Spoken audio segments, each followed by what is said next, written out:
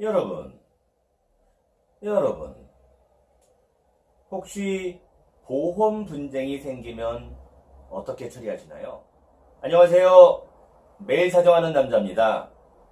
오늘은 보험 분쟁이 생겼을 때 민원 청구는 어떻게 하는지에 대해서 한번 알아볼게요.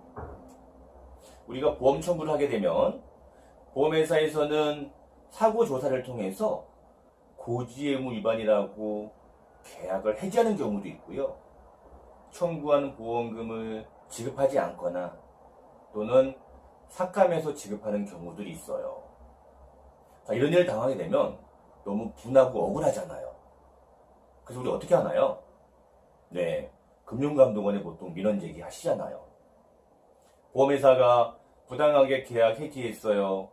또 보험금을 지급하지 않고 있으니 보험금을 지급해 주세요. 라고 하소연 섞인 글들로 민원 청구를 합니다. 우리 금감원 담당자는요, 하루에도 수십 건씩 민원을 해결을 해야 돼요. 이렇게 하소연 섞인 글들을 가지고 피해를 구제받을 가능성은 거의 없습니다. 자, 제가 개인적인 이야기 한번 할게요. 저는 초등학교 6학년 아들과 초등학교 3학년 딸이 있는데요. 이 남매는 정말 자주 다툼을 해요. 물론 매번 동생이 당하겠죠. 엄마 아빠가 퇴근하면 동생은 오빠가 오늘도 괴롭혔으니 오빠 좀 혼내주세요. 매번 이야기를 해요. 엄마 아빠도 싸움이 커지는 걸 싫어하니까 적당선에서 중재를 하는데 어느 날은 딸이 아빠에게 이런 얘기를 하더라고요. 아빠, 집에 CCTV 하나만 설치해주세요 라고 이야기를 해요. 그래서 그 이유를 물어보니까 오빠가 얼마나 자기를 괴롭히는지 CCTV를 찍어서 엄마 아빠에게 보여주고 싶다는 거예요. 제가 개인적인 이야기를 왜 말씀드렸냐면은 하물며 이 초등학교 3학년 아이도 본인이 억울함을 풀기 위해서 또 본인이 주장하는 내용에 대해서 입증을 하기 위해서 이렇게 CCTV까지 설치해달라고 하는데 우리가 금융감독원에 민원 제기하면서 억울하고 분해서 감정적으로 또 구체적인 사실관계 없이 도움을 요청하면 도움을 받기 어렵다는 얘기예요. 우리 민사소송에서 변호사들이 준비 서면이라는 것을 작성을 해요. 즉 본인이 주장하는 내용이 무엇인지 관련된 서류 증거 등을 다 취합을 해서 법원에 제출을 한단 말이에요. 결국 판사는 변호사가 보내온 그 준비 서면을 가지고 어느 쪽 의견이 맞는지를 보고 판단을 하는 거예요. 자, 우리가 금융감독원에 민원 제기를 하면서 준비 서면 정도는 아니지만 그래도 쟁점 사항이 무엇인지 또 보험회사가 주장하는 내용은 무엇이며 내가 주장하는 내용은 무엇인지 또 관련된 증거 자료는 어떤 것이 있는지는 최소한 첨부를 해서 주장을 하셔야 금융감독원에서도 도움을 받을 수가 있단 말이에요. 자, 우리가 금융감독원에 민원 제기를 하게 되면 90일이 도래하게 되면은 회신문을 받아볼 수가 있어요. 제가 그 회신문 하나 가지고 있는데요. 여기 보시면 금융감독원에서 금융분쟁 조정 신청에 대한 회신에서 이렇게 회신문을 보내옵니다. 내용을 보면 신청인, 피신청인의 주장 내용이 쭉 기재가 되어 있고요. 중요한 부분은 뒷부분에 있는데 여기 이렇게 적혀 있어요.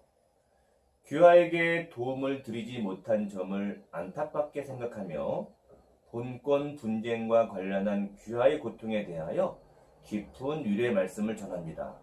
아울러 금융 분쟁에 대한 우리원 처리 결과는 법률상 구속력이 없으므로 이의가 있는 경우 법원의 소제기 등을 통하여 귀하의 권리를 주장할 수 있음을 알려드리니 양지하시기 바랍니다. 끝. 이렇게 적혀 있어요. 이게 무슨 내용인가요? 네, 도움을 줄 수가 없다는 내용이에요. 자, 이와 같이 억울하고 분하다고 해서 감정적으로 민원 제기하는 것은 큰 도움이 되지 못해요. 자, 그러면은 금융감독원에 민원을 제기할 때 어떠한 자료들을 준비하고 절차는 어떤지 한번 말씀을 드릴게요.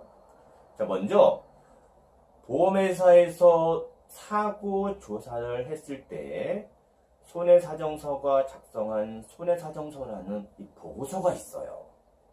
우리 그 보험업법 189조 손해사정사의 의무, 또 보험업감독 규정 9-20조 보험회사의 의무에 보면 보험계약자, 피보험자, 보험금 청구권자가 요구했을 때는 사고 조사했을 때 작성한 손해사정서 사본을 제공하게 돼 있어요. 제공할 수 있다도 아니에요. 간혹 보험회사 담당자들은 회사 대비 문건이다, 회사 자산이기 때문에 제공할 수 없다고 이야기하는데 아닙니다. 얘는 제공해야 되는 서류입니다. 이 서류를 보게 되면 왜 보험회사에서 고지의무 위반으로 계약을 해지했는지, 또 우리 주치의는 암이라고 진단을 내렸는데 왜 암보험금을 지급하지 않는지 그 이유 등이 나와 있단 말이에요. 자, 고지의무 위반이 아니라는 것, 계약 전에 알릴 의무를 제대로 고지하지 않았지만 그것이 중요한 사안이 아니라는 것을 입증을 하거나, 또 보험회사 자문의사가 환자도 보지 않고 의료 자문을 한 결과이기 때문에 주치의에게 다시 한번 확인을 한다든가, 제3의료기관 다른 병원에서 다시 한번 진단을 받아서 진단서를 제출한다든가, 이와 관련된 자료 등을 준비하셔야 됩니다. 금감원 담당자가 보기에요, 대학병원 교수님 두 분이 암이라고 하는데 환자를 보지도 않고 의료 자문을 내준 그 결과하고 어느 쪽 내용을 진료할 수 있을까요? 그렇죠. 자, 이와 같이 금융감독원에서 판단을 할 수 있게끔 관련된 모든 자료 등을 제출하셔야지 구제받을 가능성이 높습니다. 자, 두 번째, 우리가 민원을 청구하는 기관이 두 군데가 있어요. 금융감독원과 한국소비자원이 있는데, 간혹 청와대 신문고를 통해서 민원을 제기하시는 경우도 있어요. 그런데 청와대 신문고를 통해서 민원을 제기하시더라도 금융감독원으로 다 이첩을 시킵니다. 한국소비자원과 금융감독원 두 군데에 동시에 민원 제기가 불가하고요. 금융감독원에서 민원이 기각된 경우 한국소비자원에서 재민원 접수를 받지 않습니다. 그럼 어떻게 하면 될까요? 그렇죠. 한국소비자원에 먼저 민원을 제기하시고 설령 거기에서 도움을 받지 못하거나 기각 결정이 난다 하더라도 금융감독원에 다시 한번 민원을 제기해 볼 수 있기 때문에 어쨌든 두 군데 기관에서 판단을 받아보는 것이기 때문에 구제받을 가능성, 확률이 그만큼 높아지겠죠. 금융감독원에서 피해 구제를 받지 못하면 결국 소송을 통해서 결정하는 방법밖에 없습니다. 그래서 금융감독원에 민원을 제기할 때는 신중히 보험사와 이야기를 해본 상태에서 더 이상 가능성이 없을 때 마지막 수단으로 민원을 제기하는 것이 좋을 것 같습니다.